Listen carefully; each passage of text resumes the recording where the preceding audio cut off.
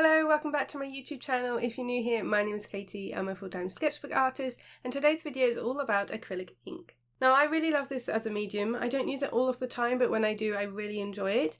I find it's really opaque, but it can be watered down, so it's a very versatile medium. I put a story on my Instagram the other week asking for your questions, and I had loads of them. A lot of them were asking how to use them and the techniques to use them in. So I'm going to be sharing my process today with a few different subjects and talking you through it. I'll also answer the questions about how to layer them and what kind of mixed media you can use on top, as well as other things like the sketchbooks we use them in and the colours I recommend. So I hope you find this video helpful. Let's start with the basics with question number 1, which is, what exactly is acrylic ink? The brand that I'm using of acrylic inks today is the Rowney Systems 3 acrylic inks that are pigment based, and I'm also using a Liquitex one. These are the ones that I've only ever used and I haven't felt the need to test any others out. But they are water resistant when dry, and acrylic ink is much more fluid compared to acrylic paints. They're very runny, which you'll see when I'm mixing them up, but they're also thicker than a watercolour ink. You can see that they have a pipette which you can use to apply the medium, and I often mix this on my tear-off paper palette, but you can also apply it directly to the paper, though that will depend on how thirsty your paper is. I prefer to mix on my palettes and then apply to my paper that way. One of the questions I had was what was the difference between acrylic and regular drawing ink, and for me there's main two differences. So acrylic ink is water resistant and pigment based, whereas regular ink is water soluble and also much thinner. Drawing ink generally can be built up in layers to increase the opacity, whereas with acrylic ink, because it's thicker and more opaque, you can just use the one layer. You can build it up, but generally I find that it's opaque enough without, but I will show you later on how you can apply this on top of the layers that you've already got down. It's really versatile, so I do water these down. You can still mix it with water, even though they do dry water resistant, so don't be afraid of mixing with some water and your brush. The biggest thing that I love about these inks is the fluidity, and it really encourages a sense of play and freedom in my sketchbook. So we're starting with this piece in my Royal Talens sketchbook where I'll show you how I mix them, and I'll talk about sketchbooks later on too. I started my acrylic ink collection with a primary set which I got for my birthday quite a few years ago now, and then I built up my set from there with more shades. I'll leave a link in the description of the set that I used, which includes the primary colours plus black, white and silver. I used the white up first, which is why I have a Liquitex white now, and I have to say the silver isn't one that I use because I rarely use metallics in my work, but it was a really great set. I really recommend the primary colours because when I got these, that was all I needed until I did start adding to my collection, but you can mix loads of different colours from these shades, so highly recommend getting the primary colours because they are so easy to mix, and it's a great way to learn more colour theory, because for me I find that I learn more by doing than just by reading. So I was asked what sketchbooks to use them in, and here I am using them in the Royal Talens Art Creation Sketchbook, which is also one that I was asked about specifically, and it does handle them really well. I find that the ink doesn't come through, so the paper can handle it well considering it doesn't always like a lot of water, but for me the paper doesn't buckle, and it's surprising just how much this paper can take. Sometimes you can see the texture coming through, and that will depend on how much water you've added, and sometimes the paper itself can cause this. So it does depend. Sometimes you can get a really clean colour and sometimes you'll get this texture with it, which I like. I tend to just work with it and embrace it, but it is something to think about. If you want super smooth colours, then I would use a different paper and a thicker stock. You'll see later on I'll also use it in the Hahnemuehle Sketchbook when I'm painting the figs, and that paper held it really well as well. Generally, because it is more wet, you will need a slightly thicker paper, but as I said, I have been using it in the Royal Talens for many years and it's worked fine for me. So I'm using them for a couple of landscapes here, and you can see that they are super duper vibrant. I really love the colours, and I continuously mix on my palette just to change the colours up and keep them as fresh and vibrant as I can. I mix in a bit of red for the darker greens, but I do try not to muddy them up because I think that the freshness and the vibrancy is one of their biggest factors for me loving acrylic inks.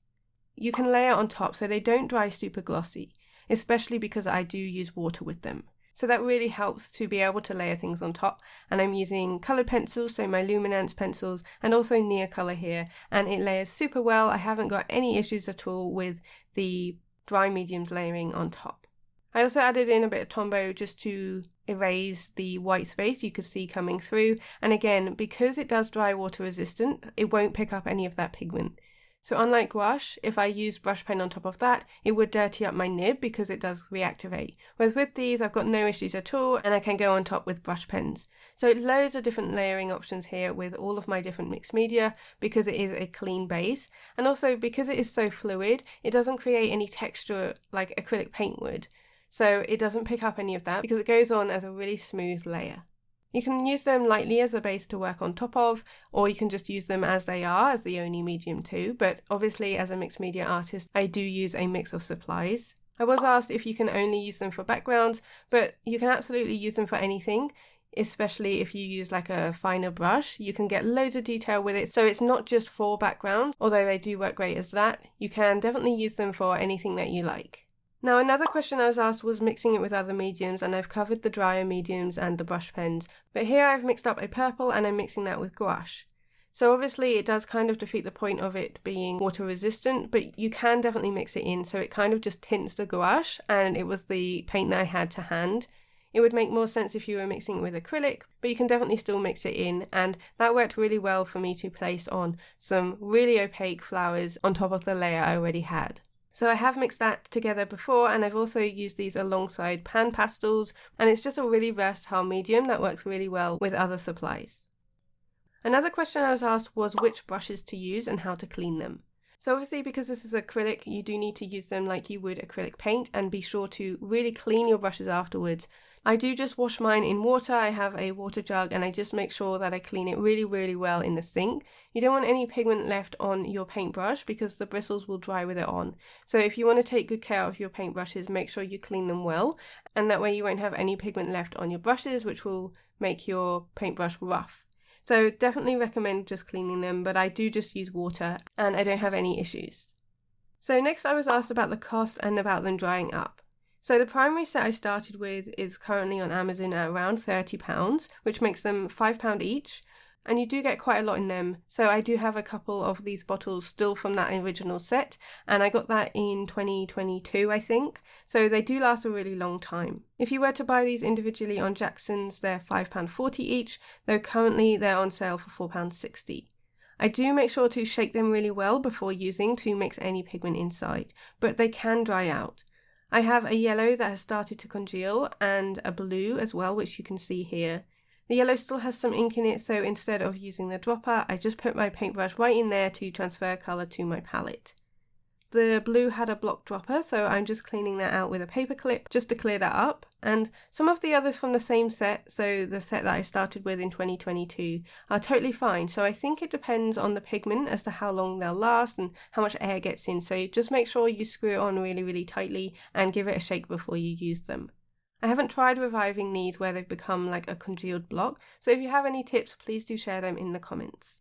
So here I am in my Hahnemuehle Sketchbook and I'm doing a more realistic, or I wouldn't say scientific, but it's definitely a more realistic illustration than my other landscapes, and doing some fruit studies. And as well as using coloured pencil and Neocolor on top, I did want to test it out with a fountain pen. And this really highlights just how smooth it is, so you can't see any issues with the fountain pen gliding over on top. And I'm using the Atramentus ink in my Feuille de Manun Sailor pen, and it's totally fine. So it's really, really easy to layer on top of these, and I was really impressed with how this ink laid on top without any issues. I was also asked about mixing them with watercolour. Generally, I would say they're totally different mediums, so watercolour is much more transparent, so you could use it on top, but generally I would say I wouldn't mix these two. The acrylic ink is super opaque, so I guess you could put other layers on top, but for me, I generally use drier mediums on top instead. A few other questions that I had was whether you can use it in dip pens, and you can use them with technical pens and airbrushes. I tend to personally use traditional inks in my dip pens, but you could use these for that as long as you clean it up after, as I say. If you don't, it will dry up, just like on your paintbrushes. It would dry up on your dip pen and it won't be able to flow, because even if you add water once it's dry, it is water resistant. So you can still dip your pen into the ink bottle and use it that way, just make sure you clean them well afterwards. Another question I had was if I've tried it in markers, so acrylic markers. I haven't tried them before. I presume that they do have that sort of element in them that keeps them nice and fluid, so I guess it would work. to keep the longevity, but I haven't actually tried it. So if you have, and that was a suggestion when I filmed my filling acrylic marker video, then do let me know. I definitely think it's an option because it definitely is fluid enough, but I don't know how it would work in terms of cost efficiency, in terms of the marker refills and mixing my own. But maybe it's something I can test out later on. It's just that acrylic markers are not very cheap and I wouldn't want to mess it up. You can use them outside as well on location. They do dry nice and quickly, which is helpful. I'm going to put in a little bit of footage here from when I did do some plein air with them. Obviously, it's not very practical to take these bottles, so that's the only thing I would say is an issue if you did want to use these on location.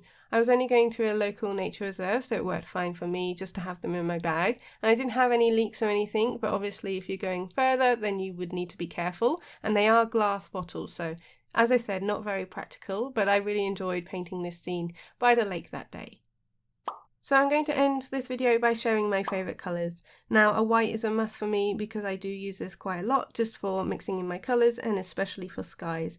So this is just the titanium white by Liquitex, but I would also just buy the Rowney System 3 acrylic ink. It was just on offer at the time. I also really like the sap green. You can easily mix up a green, obviously, with the yellow and blue from a primary set, but because I use green so much in my work, I found it handy to have a pre-mixed one, so this one is a great accompaniment to the primary set if you are looking to extend that. And then the blue and the yellow that I use to mix my usual greens or when I'm trying to create a more yellow green is the cadmium yellow hue, which is a lovely bright yellow. I do have another yellow, but I think this one is a bit more versatile. And then the phthalo blue, which again, really, really nice. You can use that to darken up the green, and I also use that mixed with the white for skies. And this is the one I used for the river scene in the first sketchbook spread I shared. And then cadmium red hue, again, this is the one that came from the primary set, which is really, really helpful. I use that to make my greens look more natural and also to mix in some really nice oranges with the cadmium yellow. And then the last one is another one that is separate from the primary set, but is the portrait pink. I found that really helpful to create some nice neutrals. So again, you can mix it with white, but I find this really good for like paths and beach scenes. So I think this is a good one for your collection. But there's loads of different options, so I really recommend these ones, and those are the ones that get used the most in my collection. I do have one FW ink, which I can't really see a difference with, so I don't know the differences between them. I just tend to always go for the ones that I know work and that I've had from the beginning. So I hope you found this helpful. I know it's quite a lot of information, but I don't see many artists use acrylic inks, and for me I think it's a wonderful, versatile medium that I really enjoy using. As I said at the beginning, it's not one I reach for all of the time, but when I do, I'm much more playful and I really enjoy using it. And I think it's great if you want to create really vibrant, colourful scenes in your work. Let me know if you have any down below, if you love them or maybe you're interested in trying them, in which case I really hope this video was helpful. A big thank you to my patrons for their support. Without them, I wouldn't be able to create these YouTube videos every week, and thank you for watching. I will see you next Sunday in a new YouTube video. See you later!